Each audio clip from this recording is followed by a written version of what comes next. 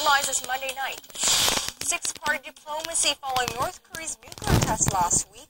Chief nuclear negotiators of Seoul, Washington, and Tokyo are set to meet on Wednesday, and Seoul, Beijing the next day. North Korea may carry out further sudden provocations, warns the chairman of South Korea's Joint Chiefs of Staff, and the commander of U.S. forces in Korea urges vigilance to the troops. And China shockwaves. Global shares tumble as a fresh pounding for Chinese markets leaves Asia at a 4-year trough and sends oil and commodity markets sprawling again. News Center begins right now.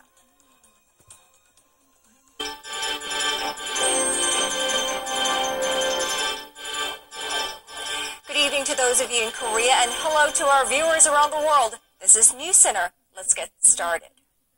Chief nuclear negotiators of six-party talks, with the exception of North Korea, of course, are back to work.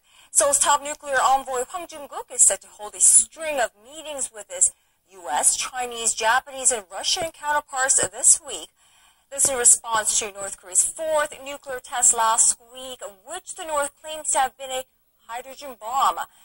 The flurry of six-party diplomacy is placing extra attention on just how much China, Pyongyang's only ally, will cooperate with the international community in imposing sanctions on the recluse state. Our foreign affairs correspondent Kwon So-ah has this report. Seoul's Foreign Affairs Ministry announced Monday that representatives of the stalled six-party nuclear talks are set to meet this week for a series of discussions. The ministry said it's the result of emergency phone calls between South Korea's Special Representative for Korean Peninsula Peace and Security Affairs Hwang Jung-guk and his counterparts in the wake of North Korea's fourth nuclear test. Hwang is first scheduled to meet his U.S. and Japanese counterparts Sung Kim and Kimihiro Ishikane Wednesday in Seoul to discuss possible responses to Pyongyang's latest act. Hwang will then take the results of the three-way meeting to Beijing, where he will sit down with his Chinese counterpart, Woo Da-wei. The schedule for a bilateral meeting with Russia is also being mediated. Through the series of negotiations with the US, Japan, China, and Russia, the government will put its effort in deriving a united response from the international community. Launched in 2003, the six-party talks, which involve the 5 countries plus North Korea, are aimed at finding a way to denuclearize the North, but have been stalled since late 2008. With the 5 nations and the international community looking to push forward with sanctions on the North, all eyes will be on China, the North's closest ally. According to sources on Monday, China has said it will actively cooperate in adopting a new UN Security Council resolution against Pyongyang, but only in a manner that helps in securing peace on the Korean peninsula, showing a more installed since late 2008. With the 5 nations and the international community looking to push forward with sanctions on the North, all eyes will be on China, the North's closest ally. According to sources on Monday, China has said it will actively cooperate in adopting a new UN Security Council resolution against Pyongyang, but only in a manner that helps in securing peace on the Korean peninsula, showing a more lax stance compared to its immediate response to Pyongyang's test last Wednesday. Kwon So-ah, Arirang News. President Park Geun-hye will address the nation this Wednesday, during which she'll outline her policy direction for 2016 and deliver a statement regarding South Korea's response to North Korea's latest nuclear test. Of course, what the North has claimed to be a hydrogen bomb test. We go live to our presidential office correspondent Song Ji-sun. Ji-sun, the announcement was made today by the top office. It came as a bit of a surprise, didn't it? Good evening, Ganyang. The presidential spokesperson told reporters this morning that President Park will issue a statement and hold a press conference on Wednesday morning. This will be her 3rd press conference and the 5th statement to the nation since taking the office, but this is the first time she's holding the 2 events at the same time, indicating the importance of the message and the current situation. Her statement will likely include the administration's response to Pyongyang's claim of a successful hydrogen bomb test last week, possibly shifting the approach to Pyongyang. 2 days after Pyongyang's alleged H-bomb test, South Korea resumed loudspeaker broadcasts on Friday along the heavily fortified border. This decision made at the National Security Council meeting is considered one of the most powerful and strongest actions against Pyongyang for its influence on the listeners and criticism on the regime. President Park has been highlighting her vision for unification through a trust-building process, but she will now make the message clear that money and nukes don't mix, pressing Pyongyang with stronger economic sanctions unless it permanently abandons its nuke programs with verifiable ways. Kwon-young? Right, message to the North, of course, but also to the Korean people. Jason, the president issued a statement when it's necessary for the people to know how prompt the government is in responding, like the Seoul ferry disaster back in 2014. What would she assure the people in Wednesday's message?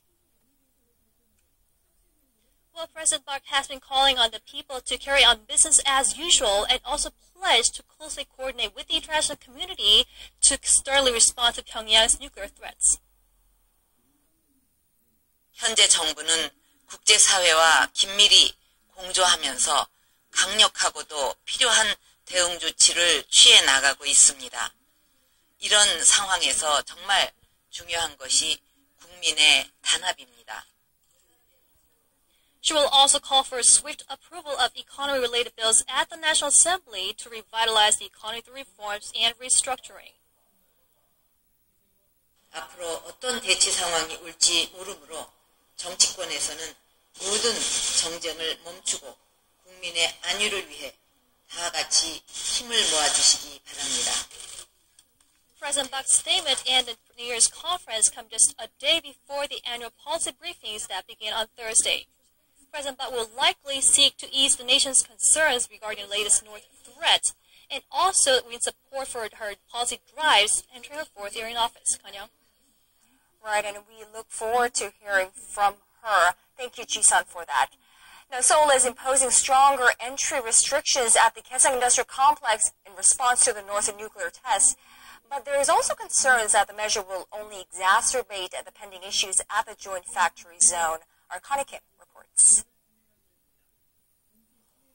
More South Korean citizens will be limited from entering the inter-Korean Kaesong Industrial Complex as part of Seoul's additional measures against Pyongyang following a fourth nuclear test last week.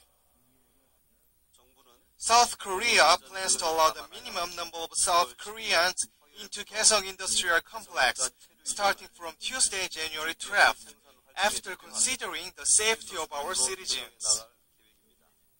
This means South Koreans working at the complex will be reduced to the minimum level, and subcontractor employees will not be able to spend the night inside the joint park. The ministry expects the number of people coming in and out of the Kaesong Industrial Zone to decrease to some 650 people from about 800. Seoul's stronger measures follow an announcement on Thursday. A day after North Korea claimed a successful hydrogen bomb test, entry at the joint industrial park was limited to South Korean businessmen and those directly involved in operations. But some North Korea observers worry such measures may be.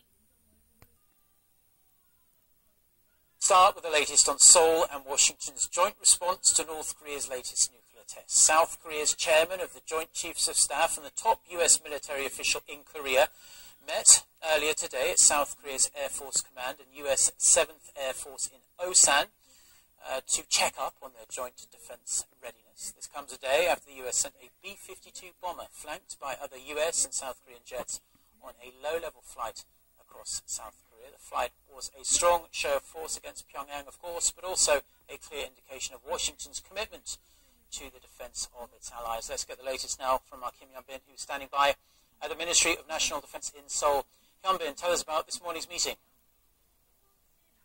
That's right, Mark. The two commanders visited Korea and U.S. Air Force Base in Osan earlier this morning to inspect the preparedness of its military and to better counter any provocations from North Korea. The two commanders briefed on the current situation, and the KOC detects and distinguishes all airborne craft on the Korean peninsula, and if enemy planes are detected, it takes immediate countermeasures. And the commanders also acts as the Korea-U.S. Joint Air Force Command cell during wartime. Yes, Hyun-bin, and that is the chairman of the Joint Chiefs of Staff, Lee Soon-jin, and U.S. Forces Korea Commander General Curtis Scaparotti. They were the two officials at that meeting. And we also hear that North Korea has set up more loudspeakers along the border to counter South Korea's speakers. Tell us about that. That's correct. After South Korea resumed their propaganda broadcast 2 days after North Korea's fourth nuclear test, the number of propaganda broadcasts in North Korea has... Two big powers involved in the North Korea nuclear negotiations have different ideas over how best to respond to Pyongyang's latest nuclear test.